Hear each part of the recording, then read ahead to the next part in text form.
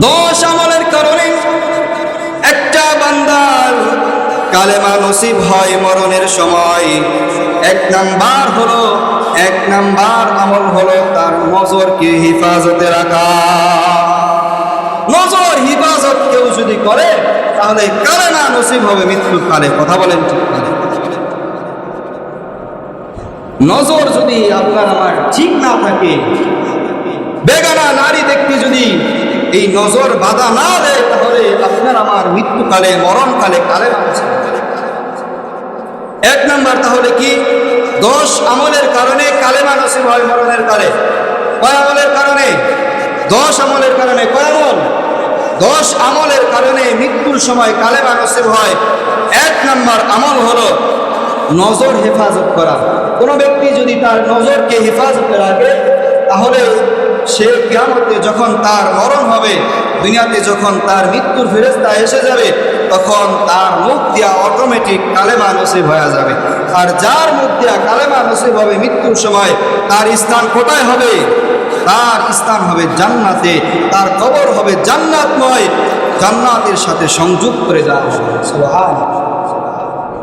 তাহলে এক নাম্বার হলো নজর হেফাজতে রাখা। দুই নাম্বার আমল হলো মুয়াজ্জিন যখন আযান দেয়, আযানের জবাব দেওয়া, শারীরিক এবং মৌখিক জবাব দেওয়া। দুই নাম্বার আমল হলো মুয়াজ্জিন আযান দিতেছে, আল্লাহু আকবার আল্লাহু আকবার, আপনিও বলবেন আল্লাহু আকবার আল্লাহু আকবার। আশহাদু আল্লা ইলাহা ইল্লাল্লাহ, আপনিও বলবেন আশহাদু আল্লা ইলাহা ইল্লাল্লাহ। আশহাদু আন্না মুহাম্মাদুর রাসূলুল্লাহ, আপনিও বলবেন আশহাদু আন্না মুহাম্মাদুর রাসূলুল্লাহ। মুয়াজ্জিন সাহেব যখন বলবে হাইয়া আলাস সালাহ, তখন আপনি বলবেন লা হাওলা ওয়ালা কুওয়াতা ইল্লা বিল্লাহ। মুয়াজ্জিন সাহেব যখন বলবে হাইয়া আলাল ফালাহ, তখন আপনি বলবেন লা হাওলা ওয়ালা কুওয়াতা ইল্লা বিল্লাহ। মুয়াজ্জিন সাহেব যখন আবার আল্লাহু আকবার বলবে, আপনিও তখন আল্লাহু আকবার বলবেন। মুয়াজ্জিন সাহেব যখন বলবে লা ইলাহা ইল্লাল্লাহ, তখন আপনিও লা ইলাহা ইল্লাল্লাহ বলবেন। কেউ যদি আমলটা করে, তাহলে কালেমা যখন তার মৃত্যু হবে, মৃত্যুর সময় অটোমেটিক তার মুখ দিয়া কালেমা নসিব হয়ে যাবে। সুবহানাল্লাহ। এটা হলো মৌখিক জবাব। আরেকটা হলো শারীরিক জবাব। শারীরিক জবাব হলো যখন আপনি আযান শুনছেন, আযান শোনার সাথে সাথে বাড়িতে বসে থাকেন নাই, আযান শোনার সাথে সাথে আপনি দোকান পাটে রাস্তাঘাটে কোনো জায়গায় বসে থাকেন নাই, আপনি আমল করার জন্য, নামাজ পড়ার জন্য মসজিদে এসে গেছেন, এটা হলো শারীরিক জবাব। এটাও কেউ যদি দেয়, তাহলে তার ওই যখন মৃত্যু এসে যাবে, মৃত্যুর সময় তার মুখ দিয়া অটোমেটিক কালেমা নসিব হয়ে যাবে। সুবহানাল্লাহ। তিন নাম্বার হলো মেসওয়াক করা। তিন নাম্বার আমল হলো কেউ যদি মেসওয়াক করে, সর্ব অবস্থায় সর্ব হালতে, ওযু করার সময় মেসওয়াক করা, নামাজের পূর্বে মেসওয়াক করা, গোসলের পূর্বে মেসওয়াক করা।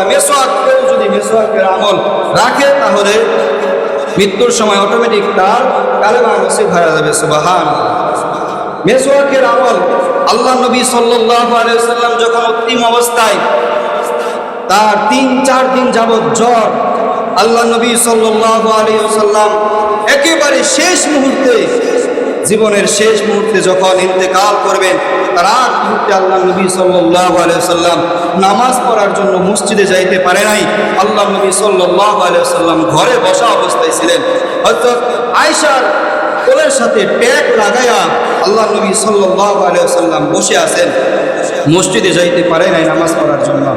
এমন তো অবস্থায় একজন সাহাবী এসে উপস্থিত হলেন, বাহির থেকে সালাম দিলেন, অনুমতি নিয়ে ভিতরে প্রবেশ করলেন। সাহাবীর নাম হলো আব্দুর রহমান। যখন আল্লাহ নবী সাল্লাল্লাহু আলাইহি ওয়াসাল্লামের ঘরে প্রবেশ করলেন, প্রবেশ করার সময় আব্দুর রহমানের হাতে একটা মেসওয়াক ছিল। মেসওয়াকটা একেবারে নতুন, আব্দুর রহমান এখনো ব্যবহার করে নাই। তখন আল্লাহ নবী সাল্লাল্লাহু আলাইহি ওয়াসাল্লাম বারবার তার মেসওয়াকের দিকে তাকায়, আর অপরদিকে আল্লাহ নবী সাল্লাল্লাহু আলাইহি ওয়াসাল্লামের শরীরের অসুস্থতা বেড়ে যাওয়ার কারণে আল্লাহ নবী সাল্লাল্লাহু আলাইহি ওয়াসাল্লাম বারবার জ্ঞান হারায় ফেলতেছেন, জ্ঞান হারায়া অজ্ঞান হয়ে যাইতেছেন। আবার যখন পানি ছিটে দিয়া পানি মুখের ভিতরে ছিটা দিয়া যখন আবার জ্ঞান ফেরানো হয়, বারবার আব্দুর রহমানের মেসওয়াকের দিকে আল্লাহ নবী সাল্লাল্লাহু আলাইহি ওয়াসাল্লাম বারবার তাকাইতেছে। আর আল্লাহ নবী সাল্লাল্লাহু আলাইহি ওয়াসাল্লাম কিছু একটা বলতে চাইতেছেন কিন্তু বলতে পারতেছে না।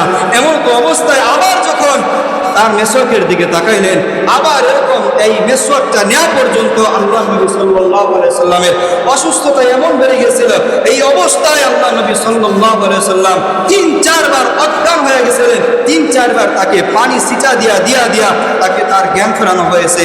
আল্লাহ নবী সাল্লাল্লাহু আলাইহি সাল্লাম যার সাথে হযরত আয়েশার কোলের সাথে পেট লাগায় বসেছিলেন, এমন অবস্থায় হযরত আয়েশা বুঝতে পারলেন যে আল্লাহ নবী সাল্লাল্লাহু আলাইহি সাল্লাম বারবার আব্দুর রহমানের হাতের মেসওয়াকের দিকে তাকাইতেছে।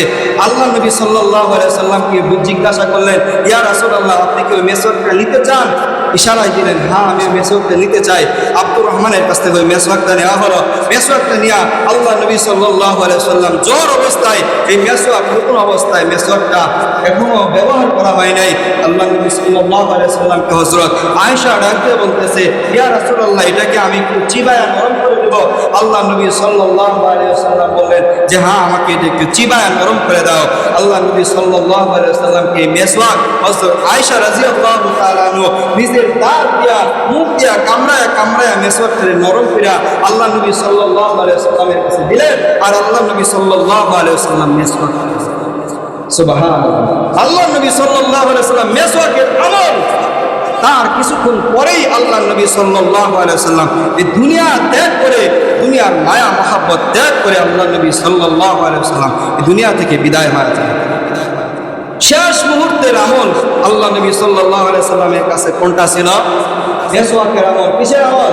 মেসওয়াকের আমল। আমরা করবো তো ইনশাআল্লাহ, যেই কয়টা বলা হলো আগামী সপ্তাহে ইনশাআল্লাহ এই মেসওয়াকের 3 নম্বর আমল বলা হয়েছে।